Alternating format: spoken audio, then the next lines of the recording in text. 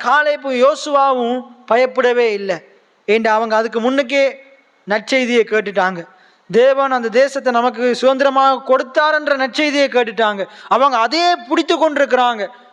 அவங்கள சுற்றி இருக்கிற முழு ஜனங்களும் துர்ச்செய்தியை பிடித்து கொண்டிருக்கும் போது, துர்ச்செய்தியை சொல்லி சொல்லி புலம்பி அழுது கொண்டிருக்கும் போது, எங்களை சாகவா அழைத்தீங்கன்னு சொல்லும் போது, அவங்களுடைய மூதாதையர் அப்படித்தான் மோசேட்ட சொல்லி கொண்டிருந்தாங்க. நீர் எங்களை சாகவா அழைத்து வந்தீங்க, எகிப்தில் கல்லறை இல்லையென்றா இங்கே கொண்டு வந்தீங்கன்ற அந்த அவிசுவாசமான வார்த்தைகளை பேசி கொண்டிருந்த போதும்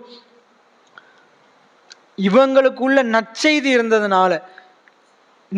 இருந்ததுனால பாலும் தேனும் ஓடுகிற நலமும் விசாலமுமான தேசத்தை ஆண்டவர் எங்களுடைய தகப்பனாகி ஆபிரகாமுக்கு வாக்குத்தத்தம் பண்ணி இருக்கிறார். வாக்கு பண்ணின எங்களுடைய தேவன் உண்மையுள்ளவராக இருக்கிறார் என்ற அந்த நற்செய்தி, அந்த வாக்கு தத்தம் இவங்களுக்குள்ள இருந்ததுனால எந்த துர்ச்செய்தியை கேட்டும் இவர்கள் பயப்படவில்லை. காலேப் யோசுவா பயப்படவில்லை. அவங்க தொடர்ந்து நற்செய்தியை பேசிக்கொண்டே இருக்கிறாங்க. அவங்களும் அவங்க அத்தனை ஜனங்களோட ஒருவராக தான் இருக்கிறாங்க. அதன் மத்தியிலே அவங்க நற்செய்தியை பேசுறாங்க.